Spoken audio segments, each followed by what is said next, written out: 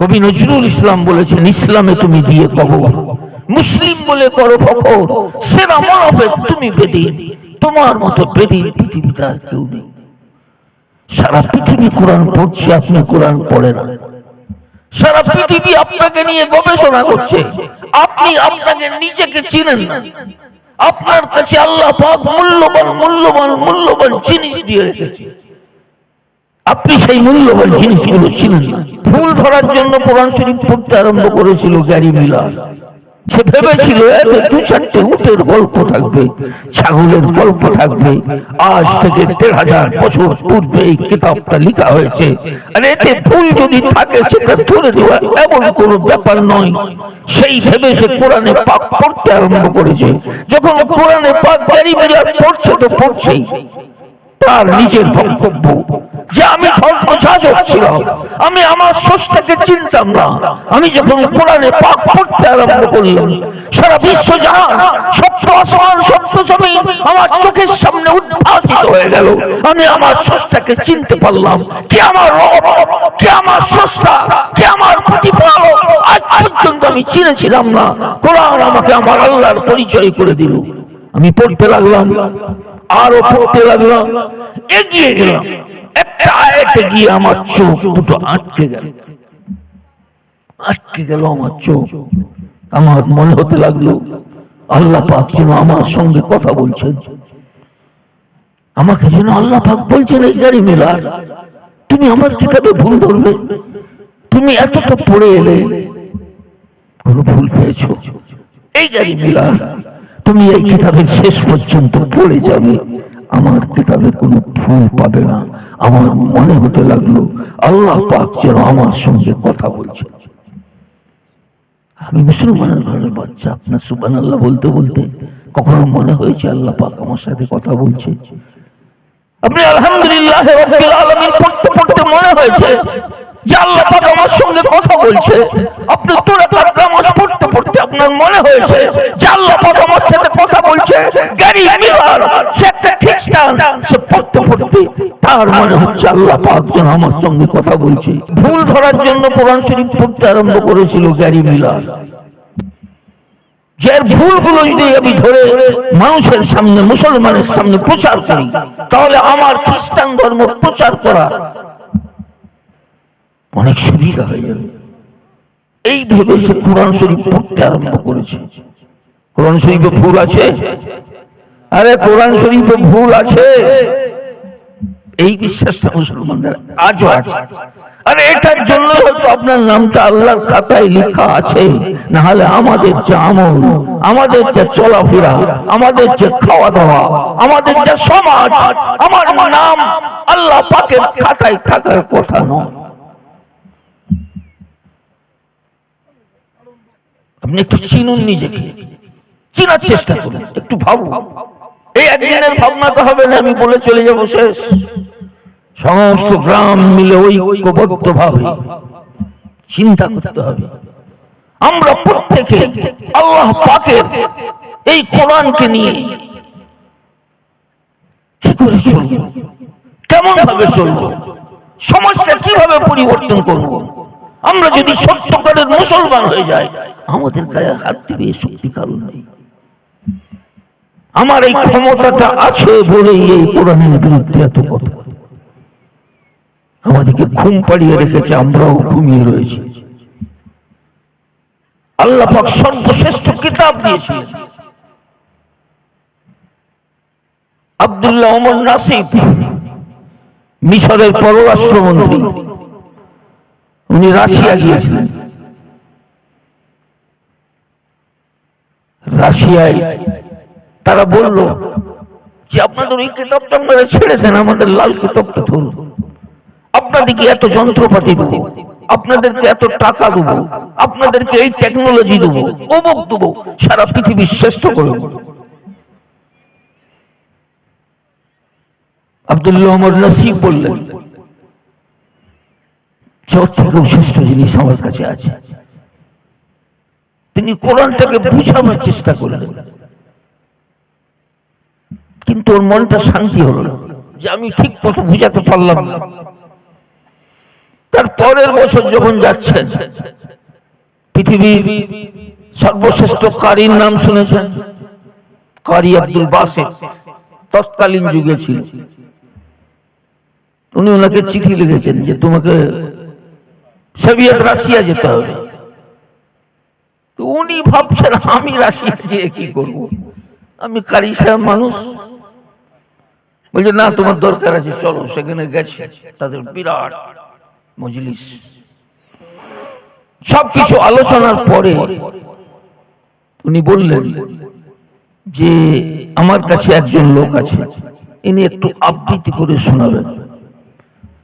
তারা বলছে আমাদের অনেক আবৃত্তিকার। বলছে না, এর আবৃত্তিটা আপনারা শুনুন। উনি কোরআন শরীফ পড়তে আরম্ভ করলেন। কিছুক্ষণ পর, 5 মিনিট পরে সবে চোখ দিয়ে গল গল গল গল গল গল করে পানি বের হচ্ছে। সবাই অবাক হয়ে শুনছে, কি এটা? আরবি তারা বুঝে না, সকলেই কাঁদছে। ওনার কোরআন পড়া শেষ হলো, আপনারা কিছু বুঝেছেন? আমরা কিছুই বুঝতে পারছি না, কিন্তু কেন কি জানি যখন এইটা পাঠ হচ্ছিল আমাদের কান্না আপনা আপনি ভিতর থেকে বের হচ্ছিল। বলে আমাদের কাছে এই কিতাবটা আছে, আমাদের কাছে আর সারা পৃথিবীর কোনো আইন, কোনো সংবিধানের কোনো প্রয়োজন নেই। আমাদের কাছে এই সংবিধান, এই আইন, এই কিতাব আছে। আমরা কান্নাতেও পারি, আমরা হাসাতেও পারি। আপনার কাছে বিশ্বের শ্রেষ্ঠ কিতাব, আপনি একবার আল্লাহ পাকের এই কিতাবটা খুলে দেখলেন না? প্রত্যেকটা মুসলমানের উচিত পড়তে পারুক না পারুক সকালবেলা উঠবে আর এই কোরআনে পাকটাকে বুকে জড়িয়ে ধরে তো একবার তো কমপক্ষে বলবে যেটা আমার আল্লাহর কিতাব, এটা আমার আল্লাহর কিতাব, এটা আমার আল্লাহর কিতাব। প্রত্যেকটা নরনারীর উচিত এই কোরআনটা সকালবেলা একবার বুকে জড়িয়ে ধরবে। আপনার কাছে কোটি কোটি টাকা দামের সম্পদ আছে, আপনি সেই সম্পদগুলো আপনি চিনেন না, আপনি বুঝেন না। আপনি সুবহানাল্লাহর মর্যাদা আপনি বুঝেন না। ইউনাইটেড আমেরিকা সর্বধর্ম মিলন সভা, সমস্ত ধর্মগ্রন্থ পড়া হচ্ছে, বেদ, বাইবেল, ত্রিপিটক, যত ধর্মগ্রন্থ জিন্দাবিস্তা, 10 মিনিট করে সময়। সারা পৃথিবীকে দেখানো হচ্ছে যে সর্বধর্মের আমরা সমন্বয় ঘটাচ্ছি। কারি আব্দুল বাসিত ওইখানে ছিলেন। উনি মনে মনে ভাবছেন, শুধু আল্লাহ পাক একটা কিছু মজেজা আজকে দেখাও, তোমার কিছু অলৌকিক, তোমার কিতাবের একটা কিছু দেখাও। উনি বসে বসে এই দোয়া করছে। বেদ পড়া হচ্ছে, 10 মিনিট আলো জ্বলে যাচ্ছে, 10 মিনিট আলো জ্বলে যাচ্ছে। 10 মিনিটে কারি আব্দুল বাসিতের কিছু পড়া হবে? আলেম সাহেবরা বলবেন বাকিটা তো শোনার প্রয়োজন নেই, 10 মিনিটে কিছু পড়া হবেও না। উনি যখন আউযু বিল্লাহ পড়বেন সেটা একটা আলাদা বিষয়। উনি আরম্ভ করেছেন, আল্লাহ পাকের কাছে দোয়া আছে। সূরা ফাতিহা শেষ, জজ মাথা ঝুঁকিয়ে বসে আছে। উনি দেখছেন এই সুযোগ, উনি সূরা রহমান আরম্ভ করে দিলেন, পড়েই যাচ্ছেন। আর জজ যে মাথা কেড়ে বসেছিলেন ও বসেই আছে। 40 মিনিট পার হয়ে গেছে, চারদিক থেকে হইচই হইচই হইচই পড়ে গেছে। উনি একবার চেয়ে তাকালেন, তাকিয়ে আবার মাথাটা নিচু করে বসে গেলেন। কারি আব্দুল বাসিত সূরা রহমান শেষ করে দিলেন। সেই জজের নামে কোর্টে কেস হয়ে গেল, যিনি মুসলমানদের পক্ষপাতিত্ব করেছেন। সকলে 10 মিনিট সময় দিয়েছে, আর একে পুরো 40 মিনিট 50 মিনিট ধরে এই লোকটা পড়ে যাচ্ছে, জজ কিছুই বলে। আদালতে তার ডাক হয়েছে। আদালতে গিয়ে উনি উত্তর দিচ্ছেন যে বিচার তো তার হতে পারে যার জ্ঞান আছে, যার জ্ঞান নেই তার কর্মের জন্য কি বিচার হবে? যখন এই লোকটা কেরাত শুরু করলো, আমি সেন্সলেস হয়ে গেছি। আমি বুঝতেই পারছি না আমি এই জগতে আছি, আকাশে আছে, মরতে আছি, বাতাসে উড়ছি না, কোথায় আছে আমি বুঝতেই পারিনি, আমি সেন্সলেস হয়ে গেছি। আমি শুনেই যাচ্ছি, কি ভালো লাগছে। আপনার কাছে বিশ্বের এই শ্রেষ্ঠ কিতাবটা আছে, আপনি একবারও আল্লাহ পাকের এই কালামকে পাঠ করে দেখলেন। আল্লাহ পাক আমাদের সকলকে বুঝার তৌফিক দান করুন। আপনি বাংলায় পারুন, ইংরেজিতে পারুন, যে ভাষায় পারুন, আল্লাহর যে কিতাবটা রয়েছে একটা এক করে পড়ুন। আপনার আল্লাহ পাক আপনাকে কি বলেছে, আপনার জীবনের সব সমস্যার সমাধান আল্লাহ পাক এই কিতাবের মধ্যে বলে দিয়েছে। কিছুই করতে হবে না। আপনার ব্যবসা ফেল, আপনি গরিব, আপনার টাকা পয়সা রোজগার হচ্ছে না, যেই সমস্যায় আসুন না কেন, আপনি কোরআনে পাকটা একটা খুলবেন, একটু খুলবেন, উঁচু করে খুলবেন, একটা আয়াতে হাত রাখবেন, ইনশাআল্লাহ আপনার সেই সমস্যার সমাধান আপনি পেয়ে যাবেন। আপনাকে কি করতে হবে, এটা হচ্ছে সেই কিতাব, এটা হচ্ছে সেই কিতাব। ঐতিহাসিক ইবনে বতুতা রাহমাতুল্লাহ আলাইহি ভারতবর্ষে একবার এসেছিলেন, পর্যটক ছিলেন, সারা পৃথিবী ঘুরতেন। ভারতবর্ষের একটা এলাকায় গিয়ে পৌঁছেছে, দেখছে পুরো এলাকা মুসলমান। উনি অবাক হয়ে গেলেন, যেখানে পুরো এরিয়াটা মুসলমান, কেন এখানে সকলেই মুসলমান? উনি সন্ধান লাগাচ্ছেন, ঘুরে বেড়াচ্ছেন, খোঁজ পাচ্ছেন না যে বিষয়টা কি। খুঁজে খুঁজে একটা সবচেয়ে বৃদ্ধা রমণী বেঁচে ছিলেন, তার কাছে গিয়ে যখন জিজ্ঞাসা করলেন, বলছে হ্যাঁ, একটা রহস্য আছে, এটার একটা রহস্য আছে, কেন এই এরিয়ার প্রত্যেকেই মুসলমান? বলছে ওই যে দূরে সমুদ্রের ধারে ওই মসজিদটা দেখছেন, ওটা মসজিদ ছিল না, ওটা মসজিদ ছিল না, ওইখানে নর বলি দেওয়া হতো। প্রত্যেক বছর একটা দিন আসতো, সেই দিনে একটা মহিলাকে ওখানে পাঠানো হতো, আর যদি সেটা না পাঠানো হতো তাহলে আমাদের পুরো এরিয়ায় একটা সমস্যা দেখা দিত, মানুষ মারা যেত, মানুষ পাগল হয়ে যেত, মানুষের ডিপ্রেশন, নানা রকম ধরনের রোগ ব্যাধি সমস্যায় আক্রান্ত হয়ে যেত। সেই জন্য প্রত্যেক বছর একটা মহিলাকে ওখানে পাঠানো হতো, সকালবেলায় তাকে আর পাওয়া যেত না। আমাদের দেশে একজন অতিথি এসেছিলেন, তিনি একজনের বাড়িতে অবস্থান করছিলেন, সেই বাড়িতেই পালি হিসাবে, বাড়ি হিসাবে একটা মেয়ে ছেলেকে পাঠাবার দিন এসেছিল।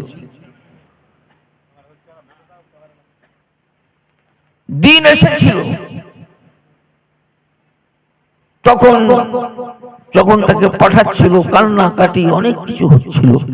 ইনি জানবার চেষ্টা করলেন যে কি ব্যাপার, কেন বা কোথায় মহিলাটাকে পাঠানো হচ্ছে, আর কান্নাকাটি বা কেন হচ্ছে?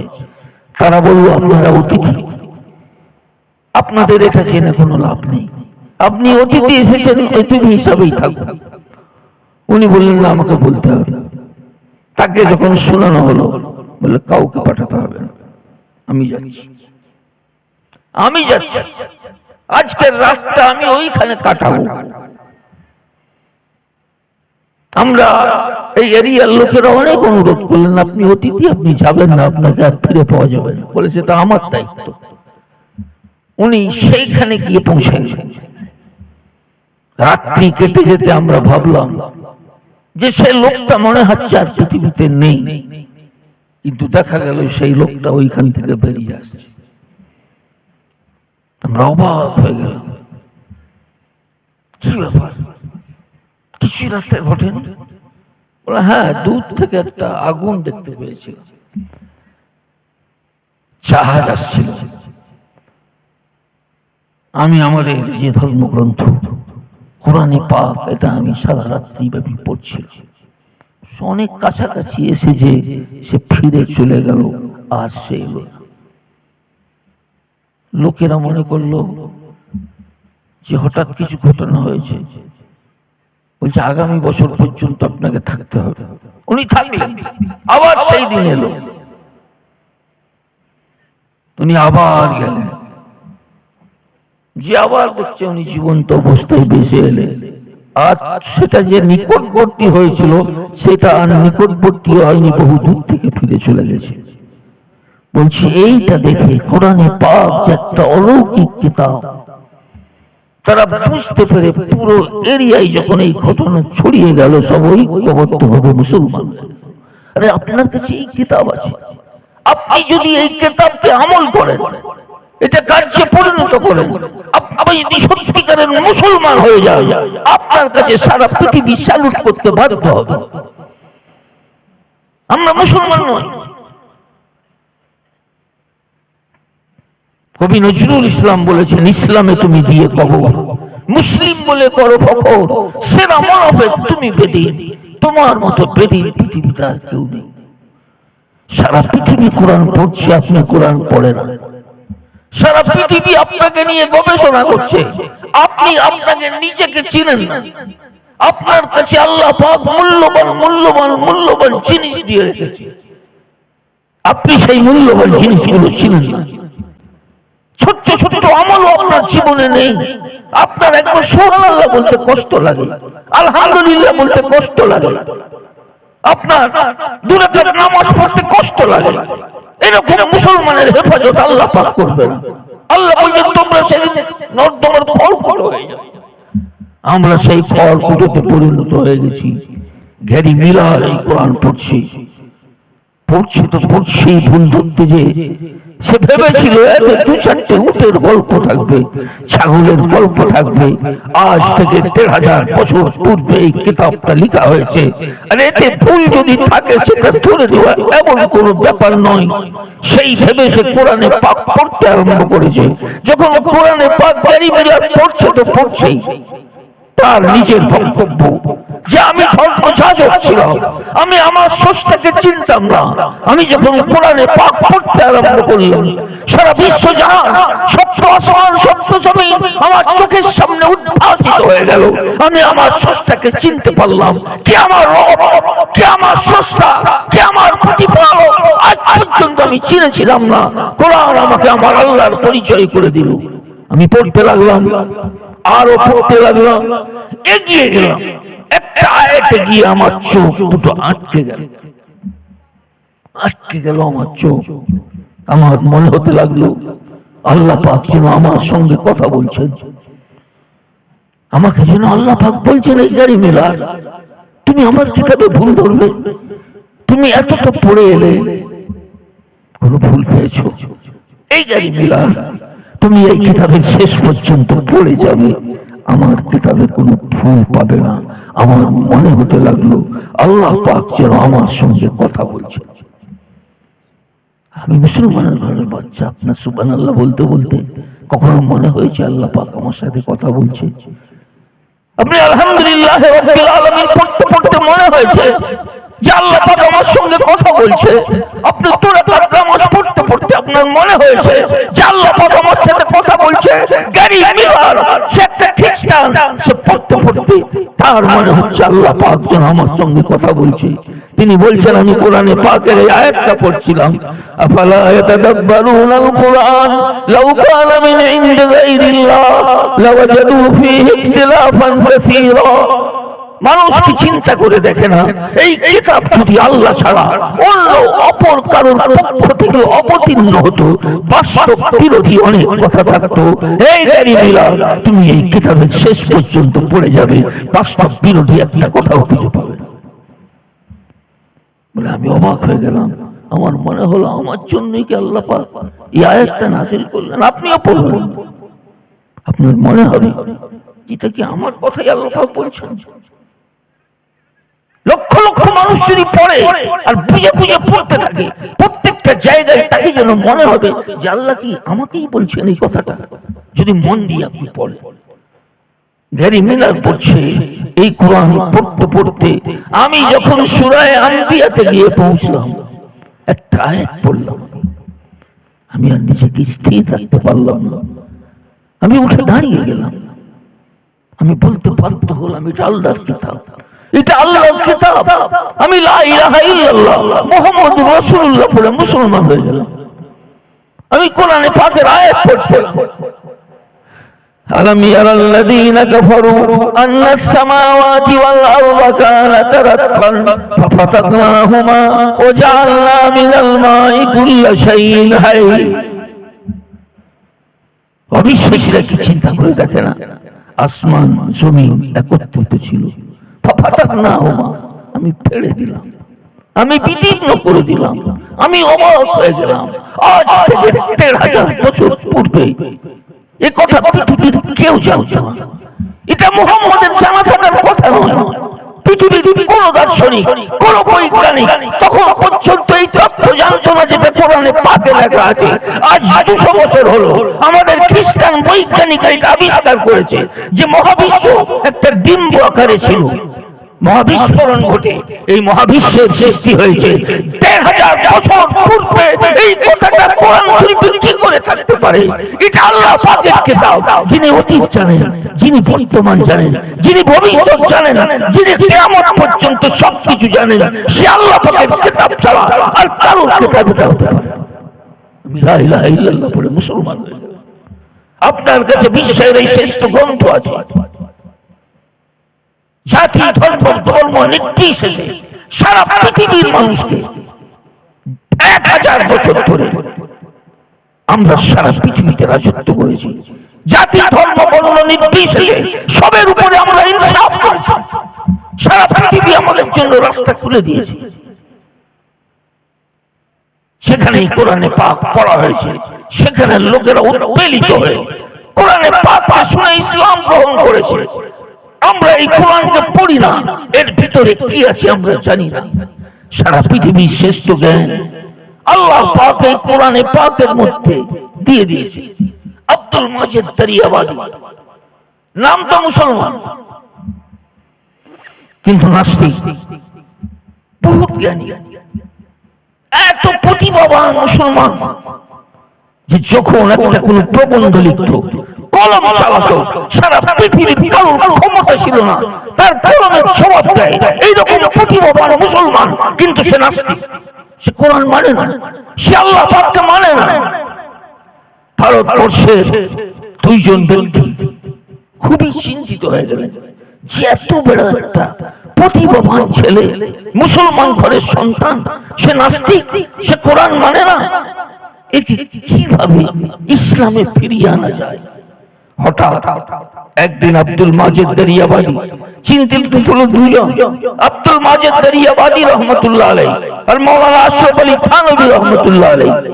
হঠাৎ একদিন আব্দুল মাজেদ আকবর এলাহাবাদী, ইনি হচ্ছেন উর্দু ভাষার বিখ্যাত কবি, বিখ্যাত কবি।